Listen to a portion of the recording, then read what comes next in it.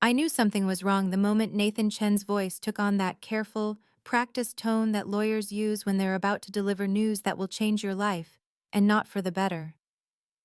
I sat in the conference room at Harrison and Associates on a cold Tuesday morning in March, the kind of day where the sky stays gray and heavy, pressing down on everything beneath it, and I felt that same pressure in my chest as I looked around at my family gathered for my grandmother's will reading. My mother, Patricia, sat to my right, perfectly composed in her black St. John suit, the one she'd worn to the funeral 3 weeks earlier. Her silver hair styled in that timeless bob that somehow made her look both elegant and severe. Across from me sat my older sister, Victoria, 35, and every inch the successful corporate attorney in her tailored navy dress and pearls, her wedding ring catching the fluorescent light, a 2-carat diamond from her husband Jonathan, who managed investment portfolios for clients whose names appeared in Forbes. My younger brother Marcus, 29 and already a rising star in finance, sat beside Victoria, checking his phone intermittently, his Rolex visible every time his cuff slid back. Then there was me, Emma, 32 years old, middle school English teacher, wearing my best dress from Macy's that I'd bought on sale 3 years ago, and I felt the familiar sensation of being the smallest person in the room, even though I wasn't.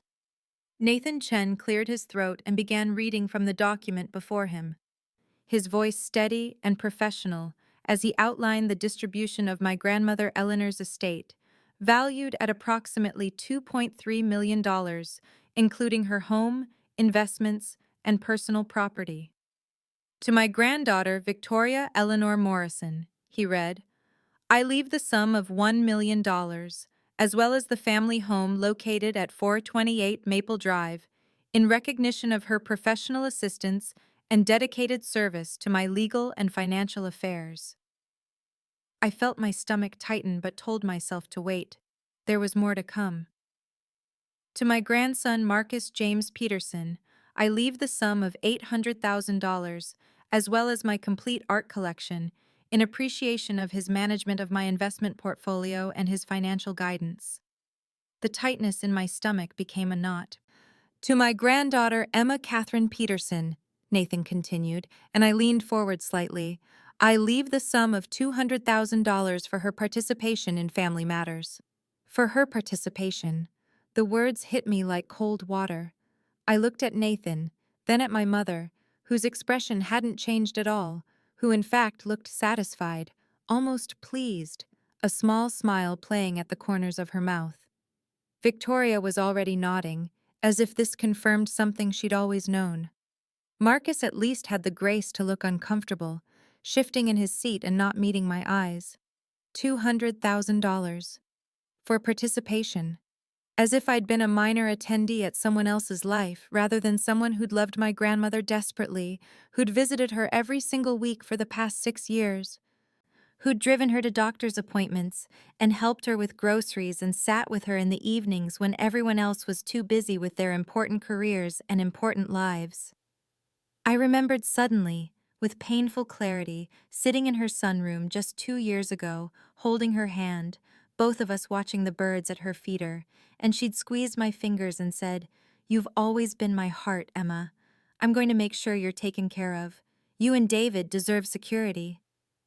I'd told her not to worry about such things, that I just wanted her to be here, but she'd insisted, made me promise to trust her. Sitting in that conference room, watching Nathan Chen shuffle papers, and my mother smile that terrible satisfied smile, I felt something crack open inside my chest. Before continuing the story, please subscribe. I need to reach 1,000 subscribers to be able to bring you stories like this every day. For you, it's just a click, but for me, it means a lot. I drove home to the apartment David and I rented on the north side of town, a modest 2-bedroom on the 3rd floor of a building that had seen better decades, and the whole way there I kept the radio off because I couldn't stand the thought of cheerful music or mindless chatter interrupting the loop of Nathan Chen's voice in my head saying, for her participation, as if I'd been some minor character in my own grandmother's life. The March wind hit me as I got out of my car, cold and sharp, and I climbed the stairs with my vision blurring because I refused to cry in the parking lot, where Mrs. Chen from 2B might see me and ask what was wrong with that concerned expression she always wore. Inside our apartment, with its mismatched furniture from IKEA and hand-me-downs, and the bookshelf David had built himself that leaned slightly to the left, I finally let myself sink onto the couch and stare at the wall and try to make sense of what had just happened. $200,000 for participation, while Victoria got 1 million plus the house, and Marcus got 800,000 plus Grandma's art collection, the Rothko print, and the original Wyeth sketch, and the Japanese screens she'd loved.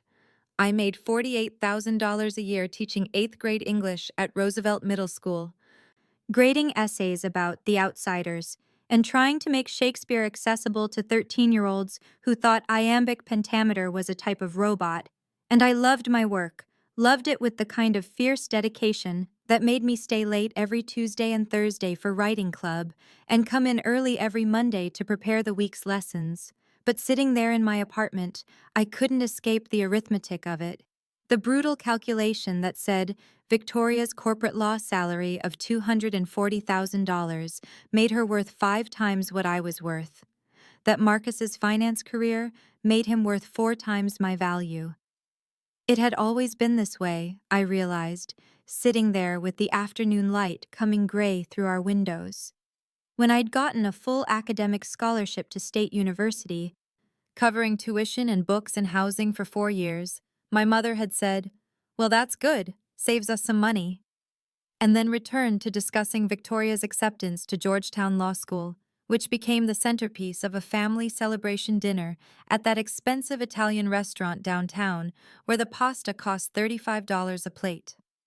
When I'd graduated summa cum laude with my bachelor's degree in English and Education, my mother had attended the ceremony but left immediately afterward because she had a tennis match. But when Victoria graduated from law school 3 years later, there'd been a party at the house with 75 people and champagne, and a sheet cake with Victoria's name in elaborate frosting script. When I'd gotten my master's degree in education while working full-time, taking evening classes for 2 years, and writing my thesis on literacy intervention strategies, my mother's only comment had been, "Another degree for a $48,000 job?" But my grandmother had been different, I thought, and felt the tears finally come. Grandma Eleanor had come to my college graduation and stayed for the whole thing and taken me to dinner afterward, just the 2 of us, and told me she was proud of me. She'd attended my master's degree graduation too, sitting in the audience with David, both of them cheering when I walked across the stage. She'd valued me in ways my mother never had, or so I'd believed, and now I sat in my apartment wondering if I'd misunderstood everything, if I'd projected onto her the love and acceptance I'd desperately wanted. If maybe my mother had been right all along and I really was just adequate, just someone who participated while others actually achieved. David came home at 4:30, his messenger bag heavy with the essays he'd brought home to grade over the weekend, and he found me still on the couch where I'd been for 2 hours, staring at nothing, and the way his face changed when he saw me, that immediate shift from tired to concerned, almost made me start crying again. He dropped his bag and crossed the room and sat beside me and pulled me against him without saying anything. Just held me while I tried to find words for what had happened, and finally I managed to explain about the will reading, about the 200,000 for participation, while Victoria got 1 million plus the house, and Marcus got 800,000 plus the art. And David's arms tightened around me, and he said in that steady voice he used when one of his students was struggling, "Emma, the money doesn't matter. We're doing fine. We don't need it." But that made something break loose in my chest, and I pulled back to look at him and said, "It's not about the money. It's about what it means." And then it all came spilling out. Everything I'd been holding inside for 32 years. The pattern of being overlooked and undervalued and measured against my siblings and found wanting, and how I'd thought Grandma was different. How I'd believed she saw my worth when no one else did. And now even that had been taken away. David listened the way he always did, with his full attention, Those brown eyes that had first made me fall in love with him in that graduate seminar 7 years ago focused entirely on my face. And when I finished, he was quiet for a moment before he said, "Your grandmother loved you, Emma. I saw it every time we visited her, the way she looked at you. That wasn't fake." I wanted to believe him, but I couldn't stop thinking about my wedding 6 years ago, the way my mother had criticized every single choice David and I made, complaining about the venue we'd chosen, a small garden space that cost $800 to rent, saying it wasn't elegant enough, wasn't appropriate for a family wedding. She'd hated my dress, a simple ivory gown I'd found at a boutique for $400, said it looked cheap compared to the designer dress Victoria had worn at her wedding 3 years earlier. The wedding that had cost $80,000 total, with my mother contributing $30,000 and acting like she'd single-handedly financed the whole event. My wedding had cost $8,000 total, every penny paid by David and me, because my mother had said flat out that teachers didn't need fancy weddings, that we should be practical, that she'd already spent enough on Victoria's wedding, and Marcus was still in college, and she had to think about the future. Victoria's reception had been at the Grandview Country Club with a 7-course dinner and a 12-piece band, while ours had been at that garden venue with catering from a local Italian restaurant and a DJ who charged $500 for 4 hours. And it had been beautiful. I'd loved every moment of it. But my mother had spent the entire day with this pinched expression like she was embarrassed to be there, and she'd left before the dancing started, claiming a headache. I told David all of this, reminded him, even though he'd been there, had lived through it with me, and he nodded slowly and said, "I know, I remember, and I wanted to say something then, but you asked me not to." And he was right. I had asked him to let it go, to not make waves, because some part of me still believed that if I was patient enough, understanding enough, my mother would eventually see me the way she saw Victoria. David took my hand and said, "Maybe it's time to let this go. Not for her sake, but for yours. Stop letting her determine your worth." But even as he said it, I could see in his face that he knew I couldn't, not yet, not when the wound was this fresh and this deep. The following Sunday, I almost didn't go to the family dinner, standing in our bedroom at 11 in the morning, staring at the clothes in my closet, and feeling physically sick at the thought of sitting at that table with my mother and Victoria and Marcus pretending everything was normal. But David came up behind me and put his hands on my shoulders and said gently that maybe I should try one more time, that cutting off contact entirely was a big step and shouldn't be done in anger. And I knew he was right, even though every cell in my body wanted to stay home. We drove to my mother's house, except it wasn't my mother's house anymore. It was Victoria's house now, per the terms of the will.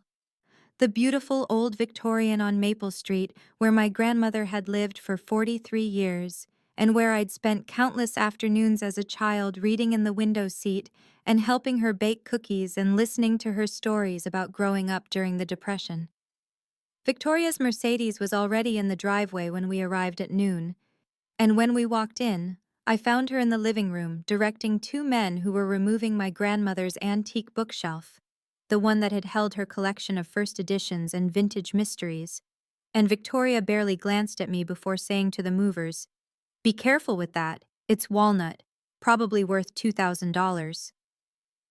My mother stood nearby watching with an expression of pure approval, and when she saw me, she said, "Victoria has such vision. She's going to make this place really shine. It was getting so dated," as if my grandmother's taste and choices were somehow an embarrassment that needed correcting.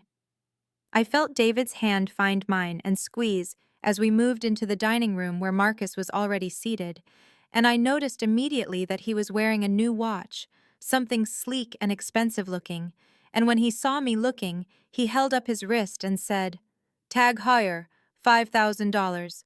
Figured I'd treat myself with part of the inheritance." The dining table was set with my grandmother's good china, the pattern she'd collected piece by piece over decades, and it felt wrong seeing it used so casually, without any acknowledgement of whose table this had been just 3 weeks ago. We sat down and my mother brought out a roast chicken and vegetables and started serving. And I tried to eat, but everything tasted like dust, And finally, I set down my fork and said as calmly as I could manage, "Mom, can I ask you something about Grandma's will?" The temperature in the room dropped immediately, and my mother's face went tight, and she said, "What about it?" And I took a breath and said, "Why was the division so unequal? Why did Victoria and Marcus get so much more than me?" My mother didn't even pause before responding, her voice dismissive and casual, like she was explaining something obvious to a slow child. "Your grandmother knew who contributed most to the family, Emma. Victoria handled all her legal affairs, power of attorney, healthcare proxy, all of that complex work, and Marcus managed her investment portfolio, made sure her money was growing properly. What did you do? Visit on holidays?" The words hit me like a slap, and I heard David inhale sharply beside me, but I kept my voice steady and said, "I visited every single week for the last 5 years. I took her grocery shopping every Saturday. I drove her to doctor's appointments. I spent hours just sitting with her talking." And my mother waved her hand like she was brushing away smoke and said, "That's basic decency, Emma. That's not something worth rewarding. That's just what family does." And the irony of that statement, coming from her, was so thick I almost laughed, except there was nothing funny about any of this. The dinner continued and the tension built with every passing minute, thick enough that I could barely swallow the dry chicken on my plate. And then Victoria set down her fork with a decisive clink and announced with the bright enthusiasm she used when talking about her professional accomplishments that she was planning to convert Grandma's sewing room into a home gym, complete with a Peloton and weight equipment. And something sharp twisted in my chest, because that sewing room was where Grandma had taught me to hem skirts when I was 9, where we'd spent hundreds of hours together with her ancient Singer machine humming between us while she told me stories about her own mother and about growing up during the Depression, when fabric was precious and every scrap had value. I set down my own fork carefully and said as gently as I could manage, "Victoria, could you maybe preserve some of the room? Keep Grandma's sewing table at least? It has so much history." And Victoria actually laughed, this dismissive little sound that made me feel about 3 inches tall, and said, "Emma, sentimentality doesn't pay bills. That old table is falling apart and takes up half the room. I'm having it hauled away next week." She reached into the leather portfolio she'd brought with her and pulled out a document with visible satisfaction, a property assessment from some real estate company, and slid it across the table toward my mother, saying, "The house appraised at $750,000. Can you believe it? Grandma bought it in 1979 for $85,000." And my mother beamed at her, actual pride radiating from her face, the expression I'd spent my entire childhood trying to earn and never quite achieving. Victoria turned that sharp smile on me and said in a voice dripping with false concern, "You know, Emma, that 200,000 Grandma left you might actually be enough for a down payment.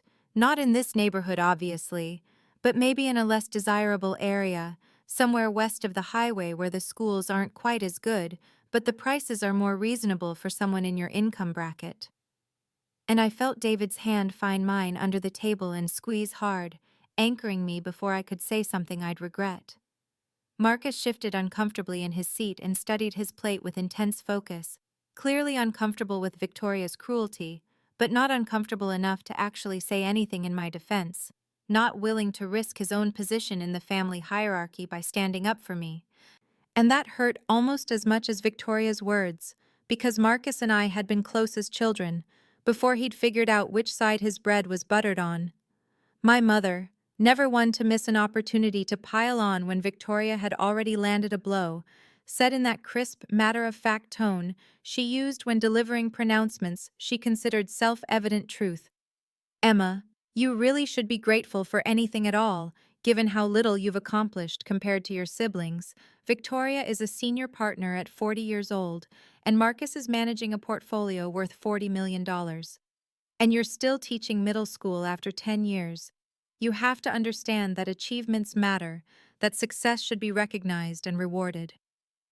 I pushed back my chair and stood up before I could think better of it, my whole body shaking with anger and hurt and the crushing weight of 32 years of being measured and found wanting, and I managed to say with as much dignity as I could scrape together, "I need to leave now." And David was immediately on his feet beside me, his hand on my back, and we walked out before dessert was served, while my mother called after me something about being oversensitive and unable to handle honest feedback. But I was already out the door and gulping air on the front porch of my grandmother's house that wasn't my grandmother's house anymore, fighting back tears and wondering how much longer I could keep subjecting myself to this.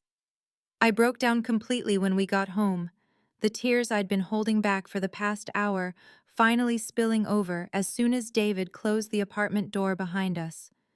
And he didn't say anything at first, just pulled me into his arms and held me while I sobbed against his chest, my whole body shaking with the force of emotions I'd been suppressing for what felt like my entire life. When I could finally breathe again, I pulled back and tried to explain through hiccuping breaths that it wasn't about the money. Not really. It was about the fact that my entire existence had been measured against Victoria and Marcus, and I'd been found wanting every single time. That my mother looked at me and saw someone barely worth acknowledging, while my siblings were showered with praise and approval and financial support and pride. And David led me to the couch and sat beside me, his arm around my shoulders, and said quietly, "I know, Em. I've always known." And something in his tone made me look up at him. He took a breath and said he'd been hiding his own hurt about how my family treated him, that he hadn't wanted to add to my pain by telling me. But at Grandma's funeral, my mother had introduced him to some distant relatives as Emma's husband, the teacher, in this dismissive, almost apologetic tone, like his profession was something to be embarrassed about. And then in the very next breath, she'd introduced Victoria's husband, Jonathan, as investment advisor Jonathan Wells of Wells Capital Management, practically glowing with pride as she listed his credentials and accomplishments. And the contrast had been so stark that David had actually felt physically sick. I stared at him as this information settled over me, realizing that the toxicity of my family's judgment didn't just touch me, it extended to everyone associated with me. That I'd brought David into this dysfunction, and he'd been suffering it silently to protect me, and the guilt of that was almost worse than my own hurt. David must have seen something in my face because he squeezed my hand and said, "Hey, this isn't your fault. You didn't create this dynamic. You're just trying to survive it." And then he said something that stopped me cold, suggested gently that maybe I should consider some distance from my family, or therapy, to process the years of comparison and dismissal, because watching them hurt me over and over again was breaking his heart, and he was worried about what it was doing to mine. I immediately felt defensive, guilty, confused, because they were still my family, still my mother and siblings, and wasn't I supposed to try harder, be better, find some way to bridge this gap and make them see me? But even as I thought it, I knew how exhausted I was from trying, how much of my life I'd spent performing for approval that never came. David held me while I cried again, quieter this time, and when I finally stopped, I heard myself say that I wanted to try one more time, that I needed to sit down with my mother alone and have an honest conversation about how her favoritism had affected me, about how the will felt like a final confirmation that I didn't matter as much as my siblings, and if she couldn't hear me, if she couldn't acknowledge the pain she'd caused, then maybe I'd finally accept that the relationship I wanted with her simply wasn't possible. 3 days later, I drove to my mother's house in the middle of a Tuesday afternoon when I knew she'd be home and Victoria would be at work, because I needed to do this alone without my sister's cruel commentary or Marcus's uncomfortable silence. And when my mother opened the door, she looked surprised to see me, then immediately wary when I asked if we could talk privately about something important. She led me into the living room, the same living room where I'd spent countless childhood hours trying to be good enough, trying to earn the approval she gave so freely to Victoria, and I sat on the edge of the cream-colored sofa and tried to find words for feelings I'd been carrying my entire life. I started carefully, saying that the will had hurt me not because of the money itself, but because it felt like a final confirmation of something I'd always suspected, that she valued me less than my siblings, that nothing I did would ever be enough to earn the same pride and recognition she gave them so effortlessly, and I'd barely finished the sentence before my mother's face hardened into that expression I knew so well, the one that meant she was about to deliver judgment and found the defendant wanting. She said, "Emma, this is exactly the problem with you. You're jealous and you're immature. You can't accept that your siblings applied themselves and achieved real success while you chose an easy path. And now you want to be rewarded for mediocrity." And the words landed like physical blows, but I forced myself to push back, to say that teaching wasn't easy, that I had a master's degree, that I worked 60-hour weeks grading papers and planning lessons and staying late to help struggling students, that my work mattered even if it didn't come with a six-figure salary. My mother actually laughed, this short, bitter sound, and said, "You get summers off and you're complaining about making $48,000. Do you know what Victoria makes? She makes $240,000 a year because she worked hard and made smart choices. She didn't settle for a feel-good career that pays nothing." And I felt something cracking inside my chest, but I tried a different approach, reminding her about my childhood achievements, the academic awards I'd won, the volunteer work I'd done, the scholarship I'd earned to college, and my mother's response cut deeper than anything she'd said before. She looked at me with something almost like pity and said, "Emma, those were consolation prizes. We always knew Victoria was the brilliant one. You were adequate, you tried hard, and we appreciated that. But there are different levels of capability, and you need to accept where you fall."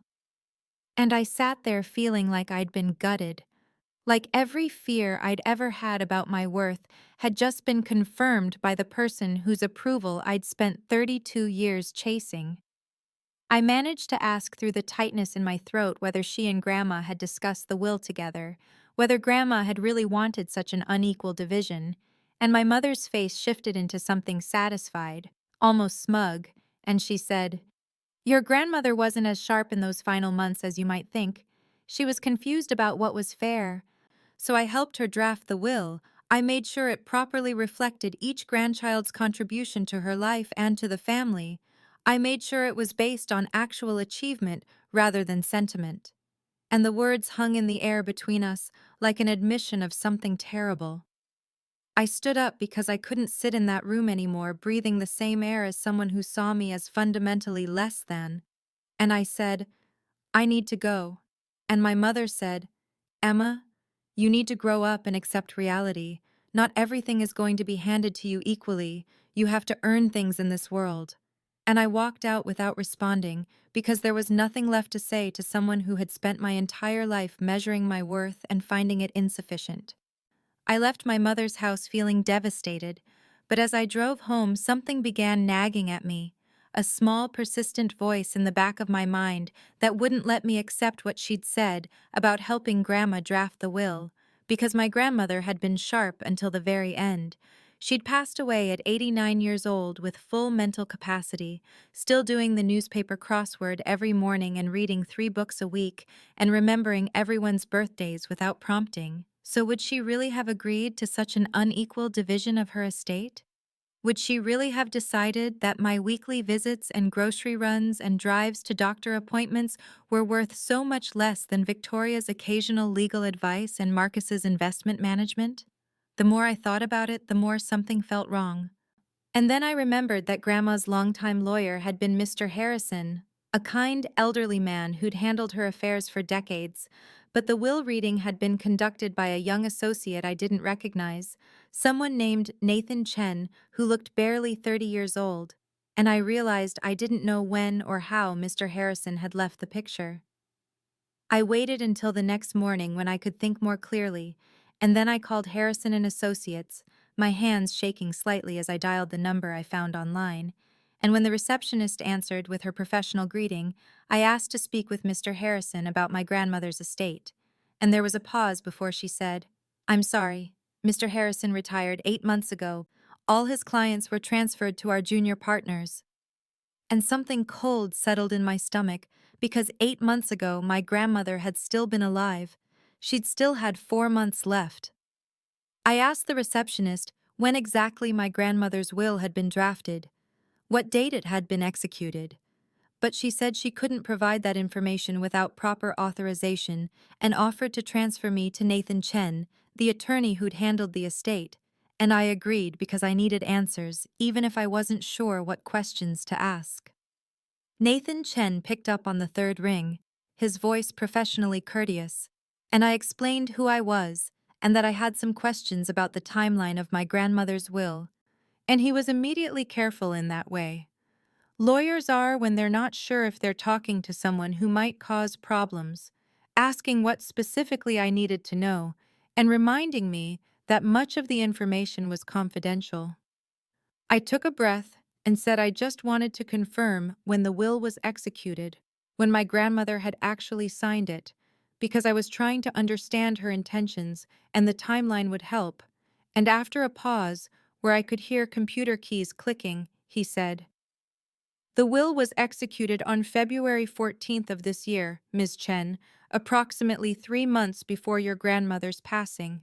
And my heart sank because 3 months before her death meant May, meant the will was so recent, meant it had been changed in those final months when my mother had access and influence and opportunity.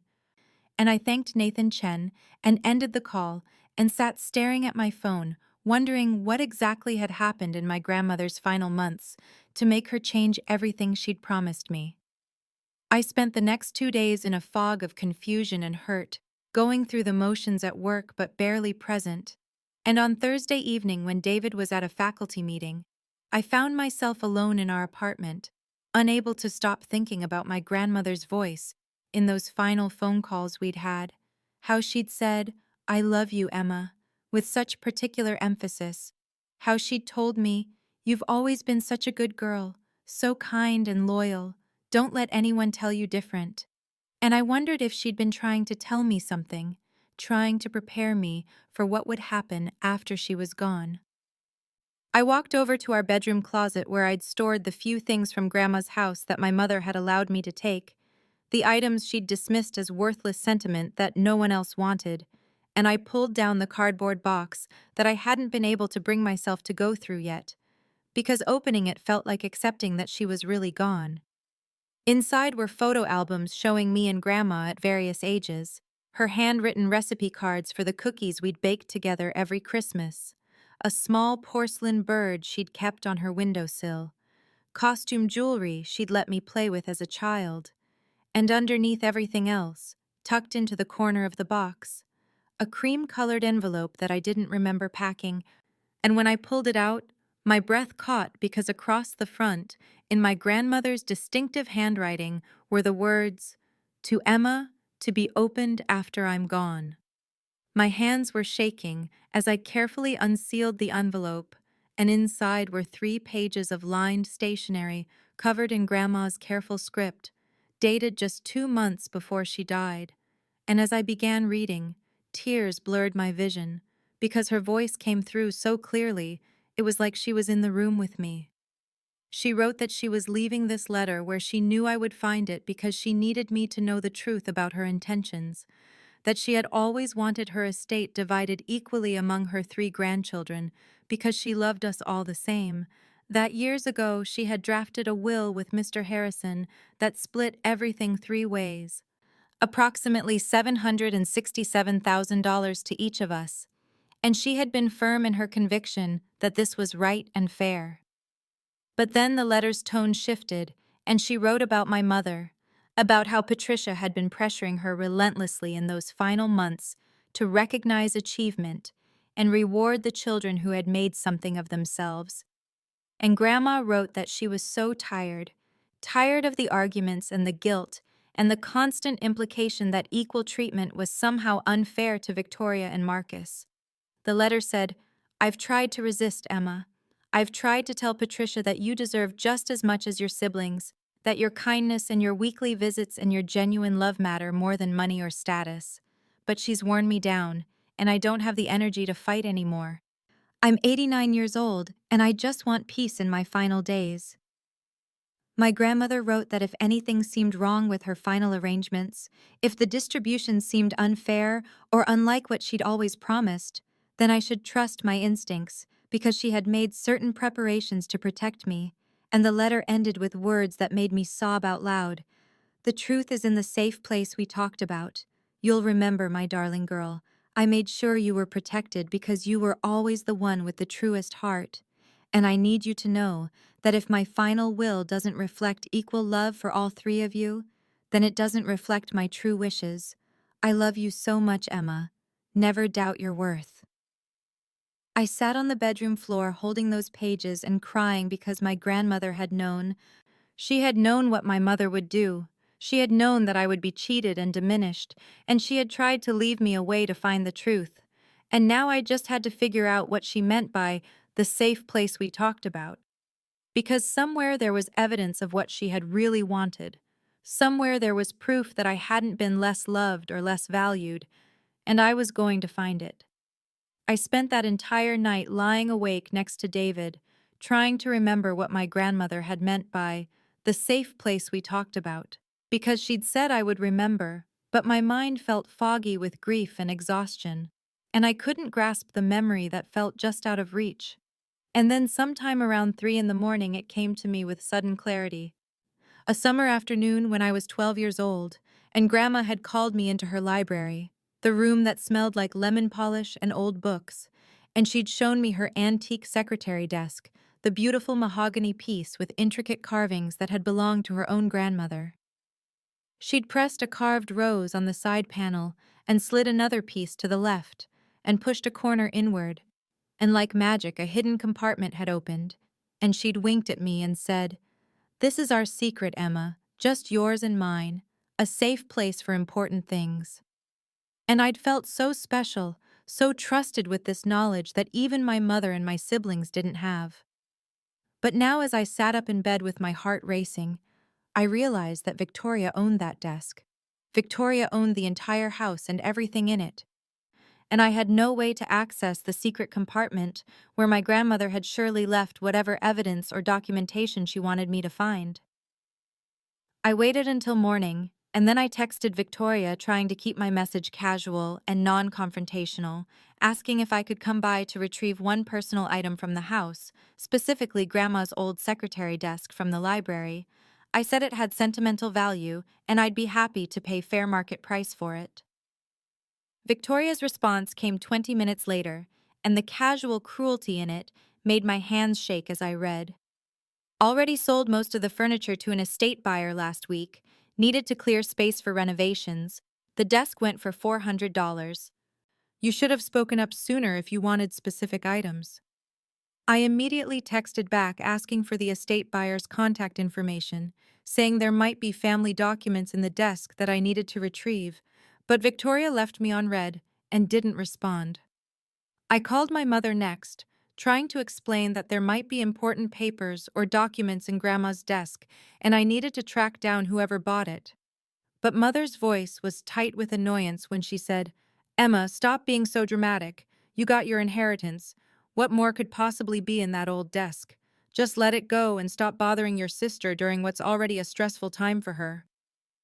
I wanted to scream that what was stressful for Victoria, that she'd gotten $1 million in a house and somehow I was the one causing problems.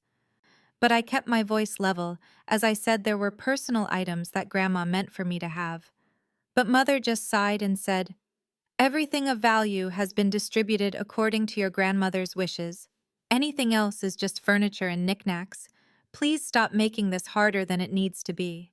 And then she hung up before I could respond. David found me sitting at our kitchen table with my phone clutched in my hand and tears of frustration streaming down my face. And when I explained what had happened, he was quiet for a moment, and then he said, "So we find the desk ourselves. We call every estate buyer and antique shop within driving distance until we locate it, and then we buy it back." And I looked at him and said, "We can't afford to buy furniture right now. We're trying to save for a house." But David took my hand and said, "Emma, if there's something in that desk that your grandmother wanted you to have, something that might explain what really happened with her will, then it's worth whatever it costs."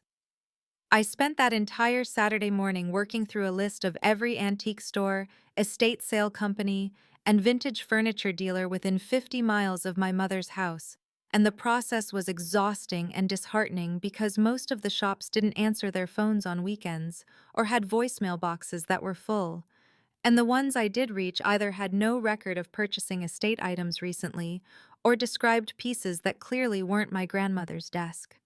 By noon, I'd called 23 places and had nothing to show for it except a growing sense of desperation. And David made me stop for lunch and told me to breathe, that we'd find it, that someone had to have bought that desk and it couldn't just disappear. I started again at 1 o'clock, working through the second half of my list, and I was on my 38th call when a woman with a warm voice answered, "Heritage Antiques, this is Miriam." And I went through my now practiced description of a mahogany secretary desk with carved roses and intricate detail work. Probably came from an estate sale in the past 2 weeks. And there was a pause before Miriam said, "Oh, yes, I know exactly the piece you're talking about. Absolutely beautiful craftsmanship. Victorian era. We acquired it from an estate buyer last Tuesday." My heart started pounding so hard I could barely speak as I asked if the desk was still available, and Miriam said yes. They had it priced at $1,200 because of the quality and condition, and I felt my stomach drop because $1,200 might as well have been $12,000 given our current financial situation, but I told her I'd be there within the hour and asked her to please not sell it to anyone else.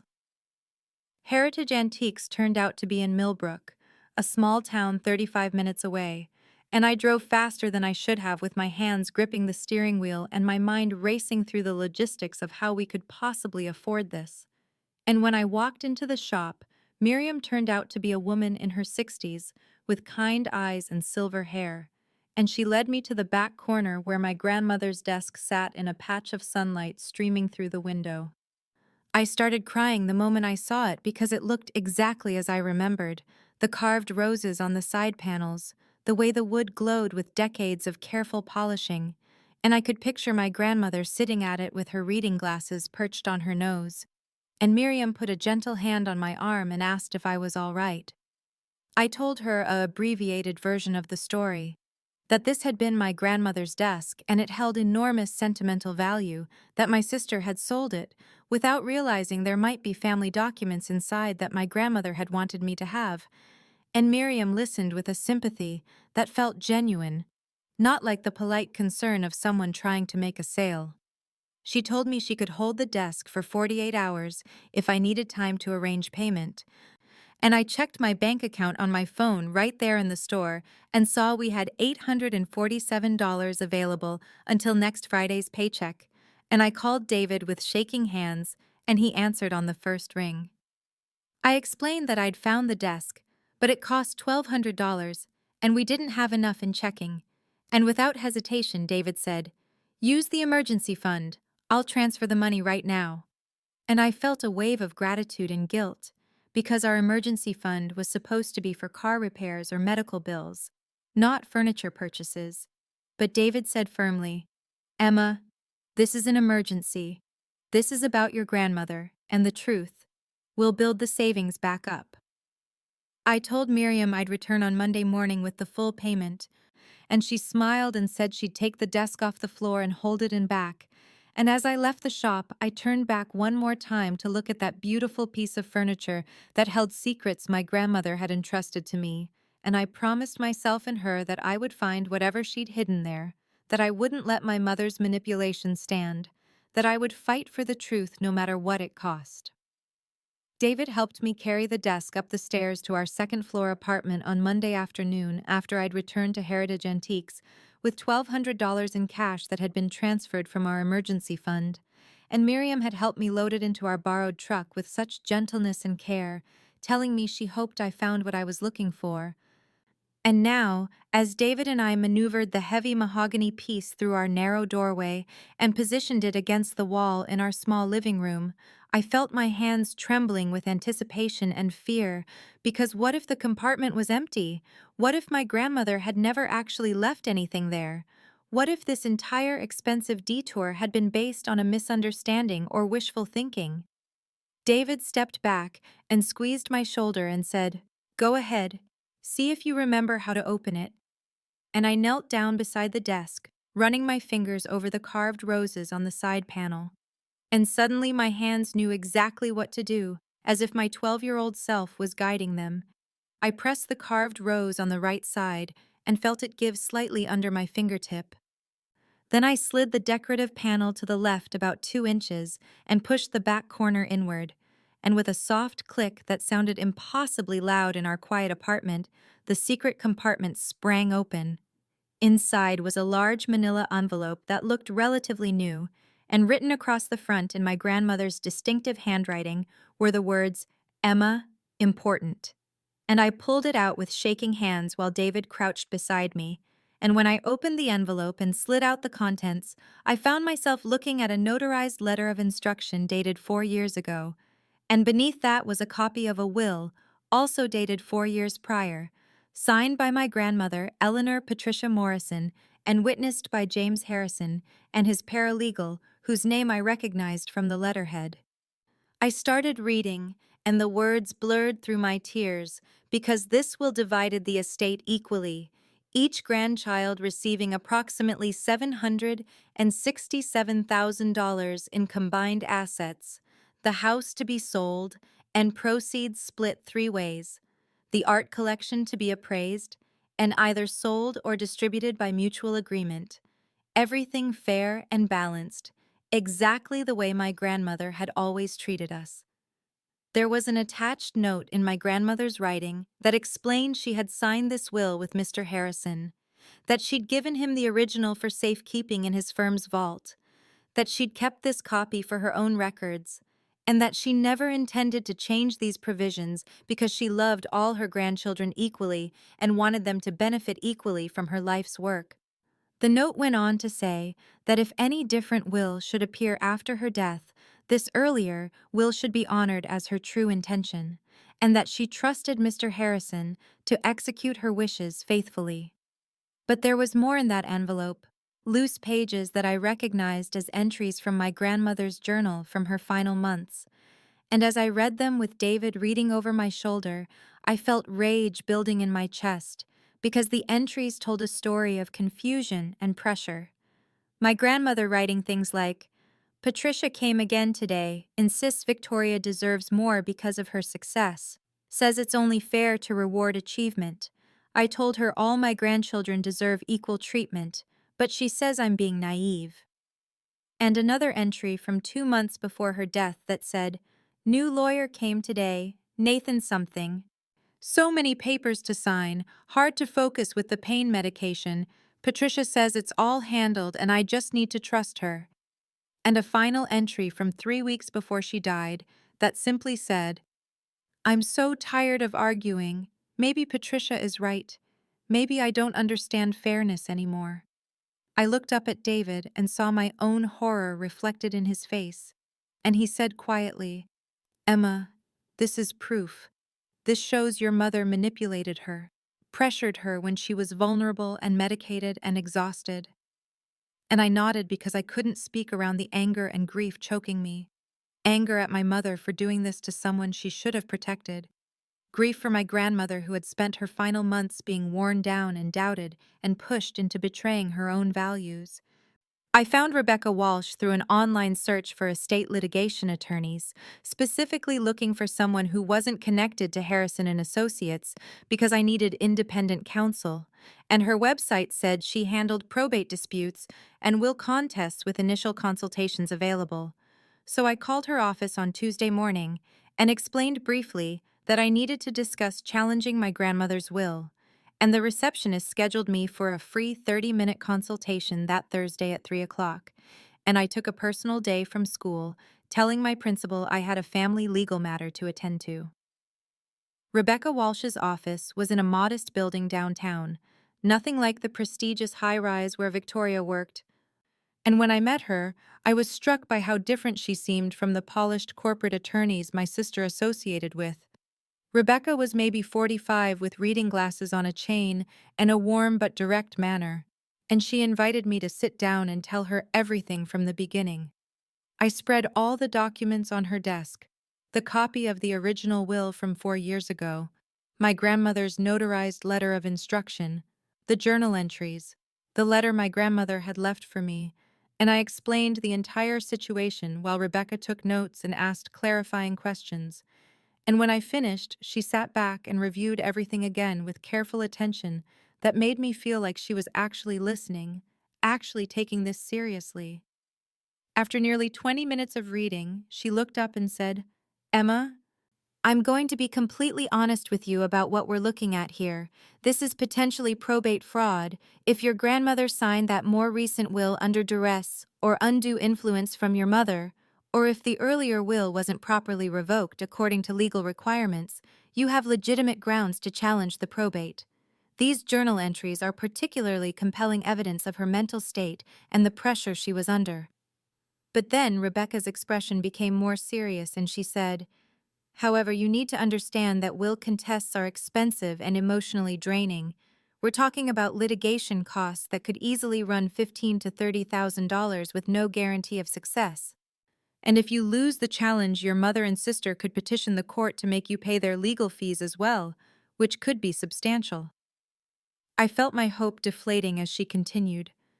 "I need to ask you directly, can you afford this fight? Do you have the financial resources to see this through to the end?" I admitted that no, I didn't have that kind of money, that David and I lived paycheck to paycheck on our teaching salaries, and our total savings was maybe $12,000 that we'd been putting away for years, hoping to eventually buy a house, and I saw Rebecca's face soften with sympathy. She was quiet for a moment, and then she said, "Let me propose something. I'm moved by your case, and I believe your grandmother's true wishes should be honored, so I'm willing to offer you a modified fee structure. I'll need a $5,000 retainer to begin work and cover initial filing fees. Then I'll charge you a reduced hourly rate of $200 instead of my usual $300. And we'll work on a partial contingency basis where I take 15% of any additional recovery beyond your current $200,000 inheritance." I did the math quickly in my head. $5,000 would take nearly half our savings, and I felt sick at the thought of depleting the fund we'd worked so hard to build. But Rebecca was still talking, saying, "I have to be clear that even with this arrangement, you're taking a significant financial risk. If we lose, you'll be out the retainer, plus any additional fees that accumulate, and you could face liability for the other side's costs. You need to go home and think carefully about whether you're prepared for that." I looked down at my grandmother's handwriting on those journal pages, her confusion and exhaustion so evident in the shaky letters, and I thought about my mother manipulating her in her final months when she was tired and in pain and just wanted peace. And I looked back up at Rebecca and said, "I don't have the money, but I can't let this stand. I have to try." I drove home from Rebecca Walsh's office with all those documents spread across the passenger seat beside me, and I kept glancing over at my grandmother's handwriting visible on the top page, as if the words might change or disappear if I didn't keep checking. And when I got back to our apartment, David was already there, because he'd left school right after his last class ended at 2:30. And the moment I walked through the door, he looked up from where he sat on our worn couch and said, "What did the lawyer say?" I put the documents down on our small kitchen table and sat across from him and explained everything Rebecca Walsh had told me: the potential for probate fraud, the grounds for challenging the will, the evidence we had from grandmother's journal, and the earlier will. But then I had to explain the cost: $15,000 to $30,000 potentially. And even with Rebecca's reduced fee structure, we'd need $5,000 just to begin, just for the retainer to file the initial paperwork and start the discovery process. David was quiet for a long moment, and then he said, "We have $12,000 in savings." And I nodded, because of course I'd already done that math in my head during the entire drive home, and I said, "That's our house fund. That's what we've been saving for 3 years, every extra dollar we could spare after bills and groceries and student loan payments. That's supposed to be our future." David reached across the table and took both my hands in his and said, "Emma, it's your decision. I'll support whatever you choose, but I need you to understand that I won't resent you either way. If you want to use that money to fight for what your grandmother intended, then that's what we'll do, And if you decide it's not worth the risk and the cost, then that's okay too. I felt tears burning in my eyes because the weight of this choice felt crushing, and I said, "But what if I'm being selfish? What if I'm just bitter about the favoritism, and I'm using grandmother's will as an excuse to punish my mother and Victoria? What if this is really about my ego and my hurt feelings, and not about honoring grandmother at all?" David shook his head and squeezed my hands tighter and said, "Listen to me. This is not about ego or bitterness. This is about your grandmother being manipulated when she was vulnerable and in pain and exhausted. This is about your mother taking advantage of someone who should have been protected. This is about standing up for truth and what's right even when it costs you something." I pulled one hand free and wiped at my eyes and said, $5,000 is more than it costs something. It's half our savings. It's another year or more of living in this apartment with the leaking faucet and the neighbors who fight at 2 in the morning. It's delaying everything we've worked for. David stood up and came around the table and pulled me up into his arms and said, "We'll still have 7,000 left, and if you win this case, we'll have enough to buy a house and more. But even if you lose, at least you'll know you fought for her. You'll know you didn't let your mother get away with this." I stood there in his embrace for several minutes, just breathing and thinking and feeling the weight of the decision settling into my bones. And finally I pulled back and looked up at him and said, "I need to do this. I can't let it stand. I have to try." The next morning I called Rebecca Walsh's office and told her receptionist I wanted to proceed. And that afternoon, I went to our bank and withdrew $5,000 in a cashier's check made out to Walsh Legal Services. And when I handed it to Rebecca 2 days later in her office, she looked at me seriously and said, "I'm going to do everything I can to make this worth it, Emma. I believe in this case." Rebecca filed the petition to contest the will that same week, and she also filed discovery motions requesting all communications between my mother Patricia and Nathan Chen regarding changes to grandmother's estate plan. And she subpoenaed my grandmother's complete medical records from the last 18 months of her life to establish her mental state and medication regimen during the time the new will was signed. Rebecca warned me as she prepared all the paperwork that once these documents were served, my family would know within days that I was challenging the will, and she said, "You need to prepare yourself for their reaction. This is going to damage these relationships possibly beyond repair. Your mother and sister are going to be angry, and they're going to fight back." I sat in the chair across from her desk and thought about Sunday dinners where I was ignored, about my wedding that my mother had disparaged, about Victoria's cruel comments about my apartment and my career, about being told I was adequate while my sister was brilliant, and I looked at Rebecca and said, "Those relationships are already broken. They've been broken my whole life. I just didn't want to see it." Victoria called me on a Tuesday afternoon while I was in the middle of teaching a lesson on the Reconstruction era to my 7th graders. And when I saw her name flash across my phone screen during my planning period, I had a feeling of dread settle into my stomach because Victoria never called me. We only ever communicated through terse text messages or awkward exchanges at family dinners. So I stepped into the hallway outside my classroom and answered the phone, and before I could even say hello, Victoria was screaming at me with such fury that I actually held the phone away from my ear. "How dare you? How fucking dare you, Emma? I just got served with legal papers at my office. Do you have any idea how humiliating that was? A process server walking into the law firm where I'm a partner and handing me a notice that I'm being sued by my own sister. Everyone saw it. Everyone is asking questions. And for what? Because you can't accept that grandmother loved us more than she loved you. Because you're so pathetically jealous that you can't stand to see me succeed." I tried to speak, tried to say something about grandmother's true wishes and the earlier will, but Victoria just kept going, her voice shrill and vicious in a way I'd never heard before, even from her. "You've always been jealous, always been bitter that you couldn't measure up, that you chose a nobody career and a nobody husband and a nobody life. And now you're trying to steal what grandmother wanted us to have. You're trying to destroy this family over money. You're showing everyone exactly how small and petty and greedy you really are. I felt tears burning in my eyes, but I forced my voice to stay steady and I said, Victoria, this isn't about jealousy. This is about what grandmother actually wanted before mom pressured her to change everything. But Victoria cut me off and said, You have no proof of that. Grandmother was completely competent. She made her choices, and now you're going to drag all of us through court and accuse her of being senile or manipulated just because you can't accept reality.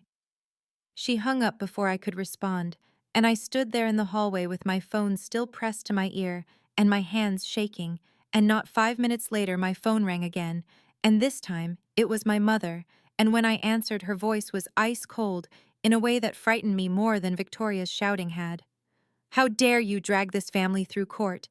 How dare you accuse your grandmother of being incompetent? How dare you suggest that I would manipulate my own mother? This is elder abuse accusation, Emma. Do you understand that? You're essentially claiming that we took advantage of a vulnerable old woman.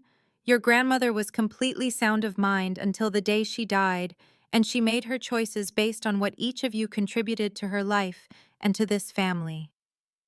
I tried to explain about the earlier will, about grandmother's letter and journal entries, but my mother talked over me and said, If you proceed with this, you are no longer welcome in this family.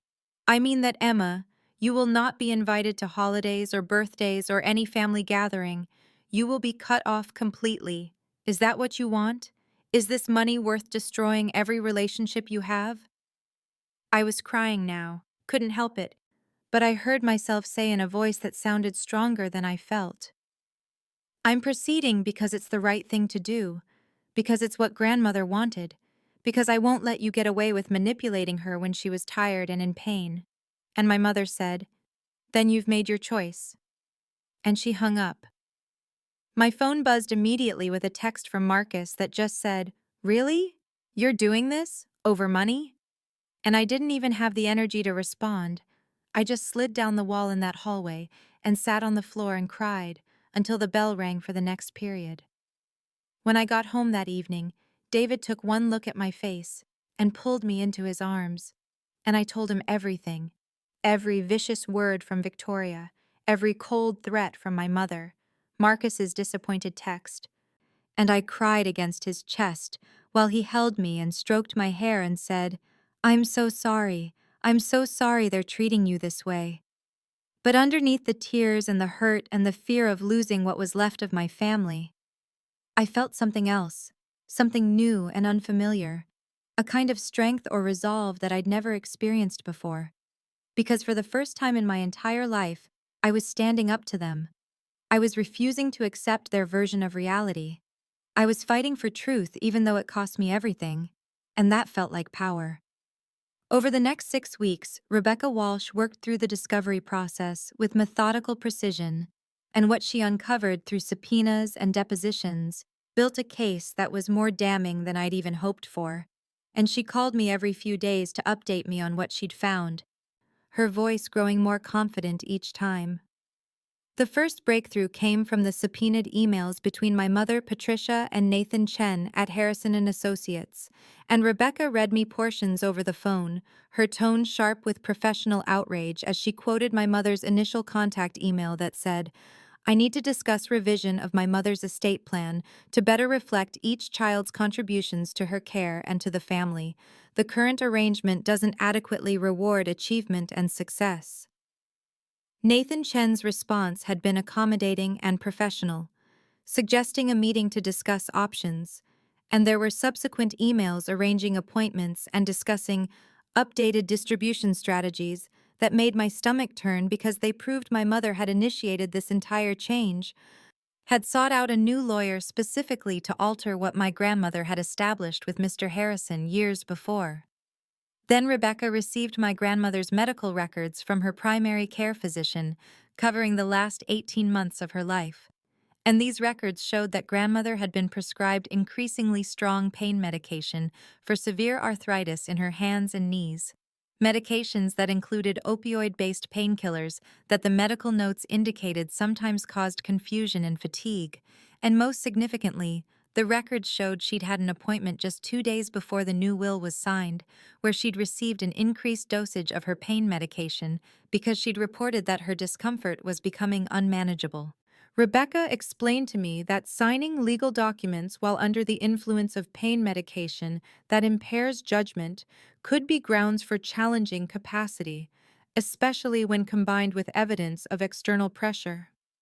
But the most powerful evidence came from Mr. Harrison himself when Rebecca took his deposition, and she called me after that session with barely contained excitement in her voice.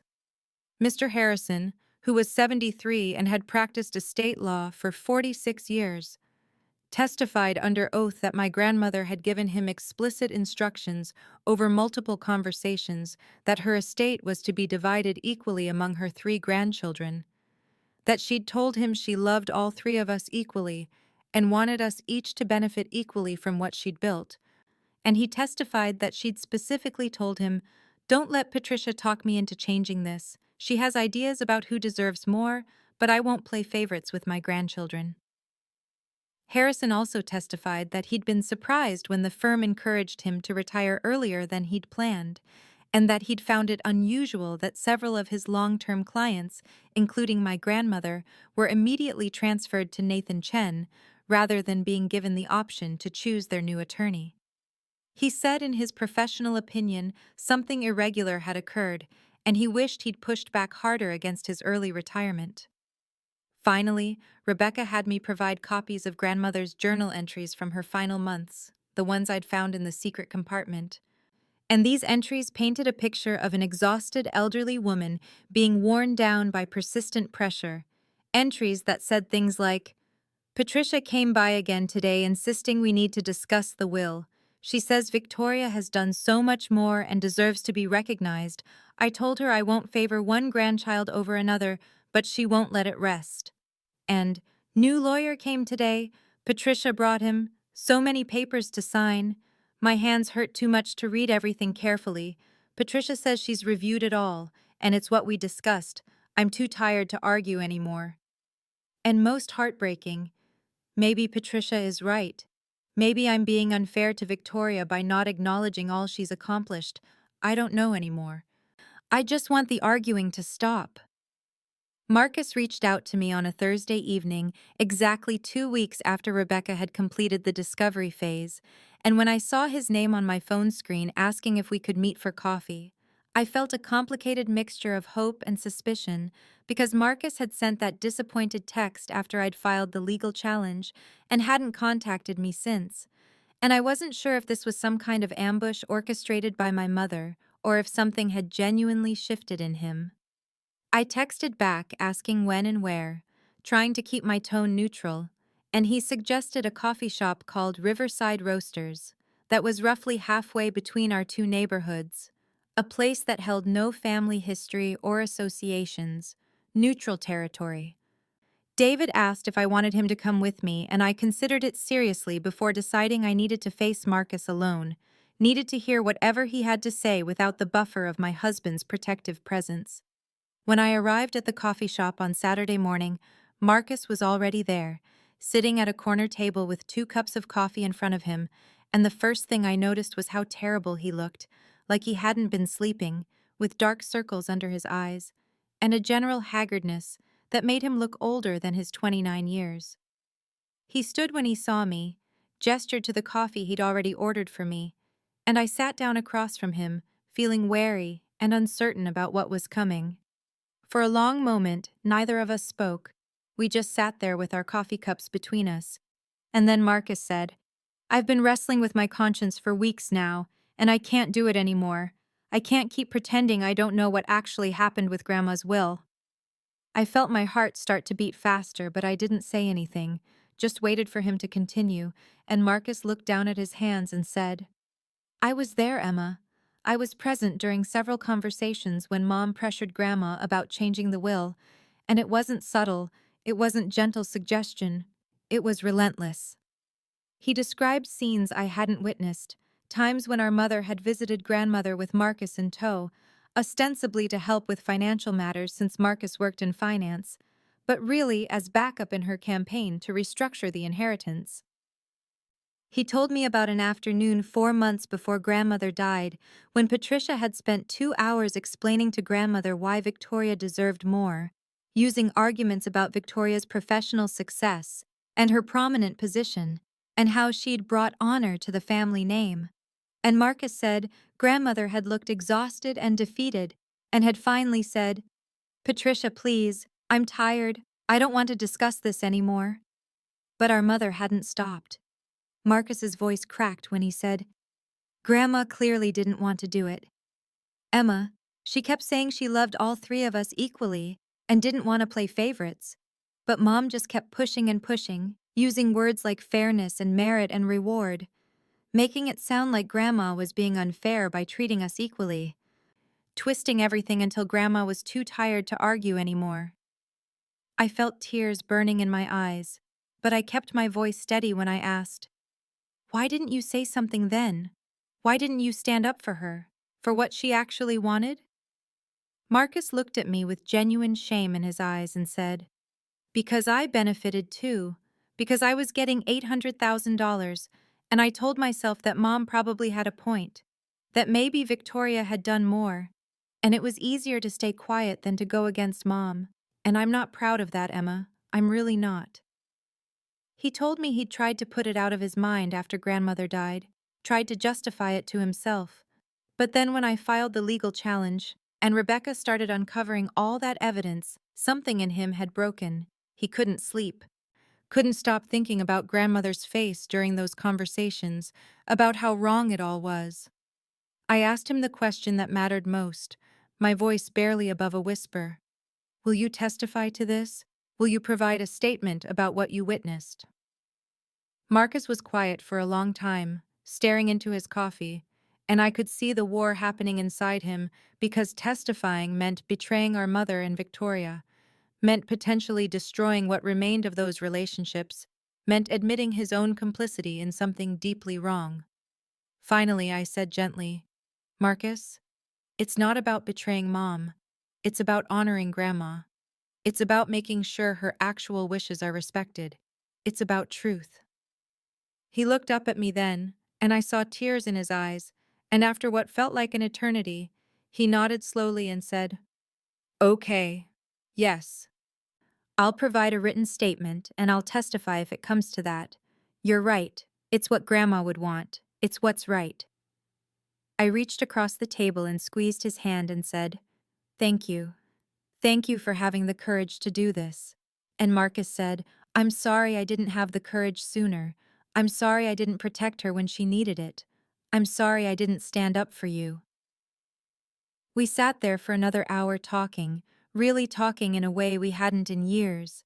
And Marcus told me he'd been thinking a lot about our family dynamics, about how he'd always been complicit in the golden child favoritism, even if he wasn't the golden child himself, about how he'd stayed silent during countless dinners where I was dismissed or diminished, and he said, "I don't want to be that person anymore, Emma. I don't want to be someone who goes along with cruelty just because it's easier." When I left the coffee shop and called Rebecca Walsh from my car to tell her that Marcus was willing to testify, she actually let out a whoop of excitement that was completely unlike her usual professional demeanor, and she said, "Emma, do you understand what this means? Family witness testimony about undue influence is incredibly powerful evidence. This changes everything. This makes our case almost unassailable." And I could hear the satisfaction in her voice as she said she'd be drafting Marcus's statement and preparing it for submission within days. With Marcus's written statement now added to the mounting pile of evidence, Rebecca Walsh moved quickly to leverage our strengthened position, and she called me 3 days after receiving Marcus's notarized testimony to say she was going to push for mediation before this case ever reached a courtroom, because she believed we now had enough to force a settlement that would avoid the uncertainty and expense of a trial. She explained her strategy. She would contact the opposing counsel directly and lay out everything we had. The emails showing my mother, Patricia, had initiated contact with Nathan Chen, specifically requesting revision of the estate plan, the medical records documenting grandmother's pain medication, and diminished state during the signing. Mr. Harrison's deposition testimony about grandmother's explicit instructions for equal distribution, grandmother's own journal entries showing her exhaustion and resistance to the changes, and now Marcus's eyewitness account of the sustained pressure campaign. And Rebecca said, "Emma, if this goes to trial, there's a real risk the judge will invalidate the entire recent will and revert completely to the earlier document, which means Victoria and your mother could end up with significantly less than they have now after legal fees are deducted, and any competent attorney will advise them that settling is their best option." Within a week, the opposing counsel reached out to Rebecca, agreeing to mediation, which told us everything we needed to know about how seriously they were taking our evidence, and a date was scheduled at a mediation center downtown for 2 weeks later. The night before the mediation, I barely slept, running through scenarios in my mind, and David held me and reminded me that regardless of the outcome, I'd already won something important by standing up for the truth and for grandmother's actual wishes. The morning arrived cold and gray, appropriate weather for what I knew would be a difficult day, and David and I drove to the mediation center where Rebecca met us in the lobby, looking sharp and confident in a navy suit, carrying a leather briefcase that I knew contained copies of all our evidence. We were shown to a conference room where the mediator, a calm woman in her 60s named Susan Brennan, explained the process and ground rules, and then my mother and Victoria arrived with their attorney, Gerald Stokes, a man in his 50s who looked expensive and slightly uncomfortable. Patricia's face was stone when she saw me, no flicker of emotion, while Victoria looked angry, but I could see something else underneath the anger, something that looked like fear, because she had the most to lose. She could lose the house that she'd already been living in for 3 months. Marcus arrived separately and sat at a position that was technically neutral, though I could feel his support, and when our eyes met across the room, he gave me a small nod that steadied my nerves. The mediation began with Susan Brennan asking each side to present their position, and Rebecca went first, methodically laying out our evidence piece by piece, and I watched Patricia's face remain impassive, but saw Victoria's attorney lean over to whisper to her several times, clearly advising her about the strength of our case. When it was the opposing side's turn, Gerald Stokes tried to argue that grandmother had been fully competent and that the will reflected her genuine wishes, but his arguments sounded weak even to my ears because he couldn't refute the documentary evidence Rebecca had compiled. The mediation stretched over 4 hours, with Susan Brennan moving between rooms as we separated for private negotiations, and in our room Rebecca was firm about what she thought was fair, saying, "They need to understand that you're not asking for vindication, you're asking for what your grandmother intended. And we have the evidence to prove that intention." Finally, as afternoon faded toward evening, Susan Brennan presented a settlement proposal that she said both sides had indicated willingness to accept. The estate would be redivided, with me receiving $650,000, Marcus keeping his $800,000, and Victoria receiving the remaining assets including the house, but with a total value reduced to approximately $850,000, which meant she'd need to either buy out some of the value or accept reduced liquid assets. Rebecca looked at me and asked quietly, "Emma, this is your decision. Do you want to accept this?" And I thought about grandmother and about what she would want, and I thought about the principle of the thing versus the practical reality. And after a long moment, I nodded and said, "Yes, I'll accept it." The papers were drawn up right there. Everyone signed. And just like that, after months of anguish and fighting and sleepless nights, it was over, settled with signatures and notary stamps. And when I walked out of that mediation center with David's arm around me, I felt something I hadn't felt in longer than I could remember. I felt like I mattered, like my voice had been heard, like justice had actually been served. The settlement was finalized in a conference room at the courthouse on a Wednesday afternoon in late April, and when we emerged from the building into spring sunlight, I felt disoriented by the contrast between the fluorescent-lit intensity of the mediation and the ordinary beauty of the day outside, But what I wasn't prepared for was the fact that we weren't alone on the courthouse steps, because apparently word had spread through the extended family about the mediation, and several relatives had come, waiting to see the outcome. I saw Aunt Carol first, my mother's younger sister, who I'd always liked, but who had maintained careful distance from family conflicts. And there were also two of my cousins, Uncle Robert, who was my grandmother's nephew, and several others I recognized from family gatherings over the years. Maybe a dozen people in total standing in small clusters on the wide stone steps. Rebecca Walsh was still with me, carrying her leather briefcase, and when she saw the assembled relatives, she leaned close and asked quietly, "Emma, would you like me to make a brief statement, with your permission, of course, explaining what was achieved here today?" And I looked at the faces of these family members who had witnessed years of my mother's favoritism, who had said nothing while I was diminished and dismissed. And I realized that this was an opportunity not just for my own vindication, but to set the record straight about what had actually happened with grandmother's will. I nodded to Rebecca, and she stepped forward slightly, and in her clear professional voice, she said, "For those who have been concerned about Mrs. Catherine Morrison's estate proceedings, I can share that a settlement has been reached today that restores the original equal distribution that Mrs. Morrison intended for her three grandchildren. The mediation found substantial evidence that the more recent will was executed under circumstances of undue influence, while Mrs. Buss Morrison was on pain medication and being pressured to change her long-standing wishes, and this settlement honors what she truly wanted." I watched the faces of my relatives as they absorbed this information, saw comprehension dawn as they understood that my legal challenge hadn't been about greed or jealousy, but about protecting grandmother's actual intentions. And then Aunt Carol broke from the group and came directly to me, her eyes bright with tears, and she pulled me into a hug and said, "Emma, I'm so sorry. I've watched your mother treat you like you didn't matter for your entire life, and I never said anything. I told myself it wasn't my place to interfere, but that was cowardice, and I'm sorry." Other relatives approached then. My cousin Jennifer, who said she'd always admired my teaching career and thought it was terrible how my mother disparaged it. Uncle Robert, who said grandmother had told him years ago that she loved all three grandchildren equally and wanted to treat them fairly, each person offering some piece of acknowledgement or apology or support.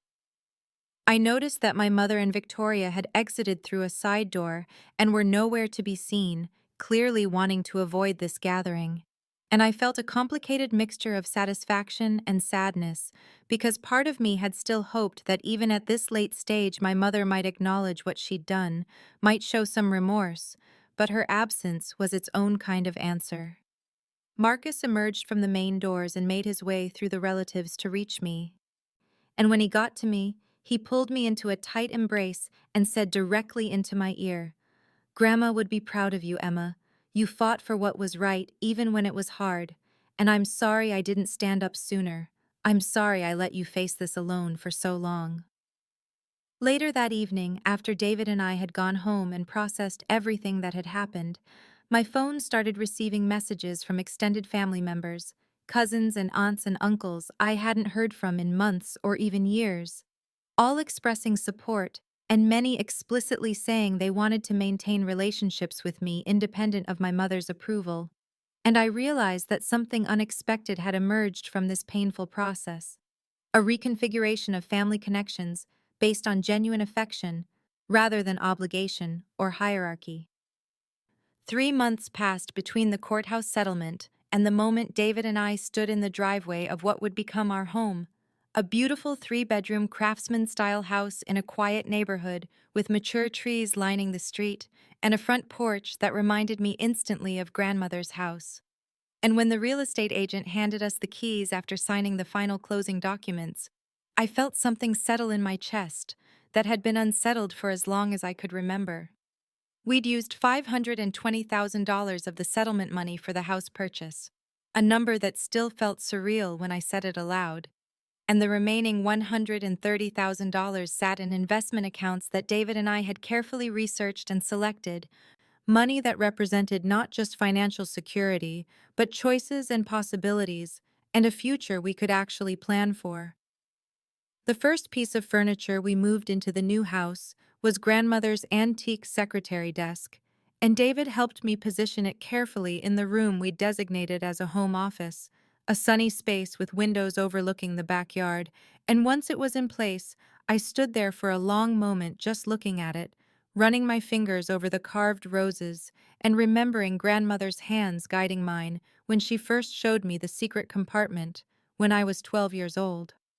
I placed her photograph on the desk's surface, a picture from her 70s where she was smiling in her garden, and every time I sat down to work at that desk, I felt her presence, felt her approval, felt the love she'd had for me that my mother had tried so hard to diminish. 2 weeks after we moved in, I submitted my resignation from the middle school where I'd been teaching for 7 years, a decision that had required considerable soul searching, but that ultimately felt absolutely right, because the settlement money meant I could finally pursue something I dreamed about but never thought possible: a master's degree in educational administration, with the goal of eventually becoming a principal or curriculum director, positions where I could shape educational policy and support other teachers the way I'd wished someone had supported me. David had been completely supportive when I told him about this plan, had actually said he thought it was perfect for me and that he'd seen how the daily grind of classroom management had been wearing me down even though I loved the teaching itself, and knowing I had his full support made the decision feel not reckless, but right. My mother, Patricia, hadn't contacted me once since the settlement was finalized, a silence that was both painful and liberating. And Victoria had sent exactly one email 3 weeks after the mediation, a terse message about logistics regarding some of grandmother's belongings that had been in storage, her tone cold and purely transactional with no acknowledgement of what had happened or why. I had responded with equal brevity, handled the logistics, and that had been the end of our communication. Some nights I lay awake thinking about them, about the family dinners that would never happen again, about holidays that would now be permanently fractured, about the mother-daughter relationship I'd spent 32 years trying to build, and that had ultimately proven to be built on sand. And I felt grief for what had never really existed except in my hopeful imagination.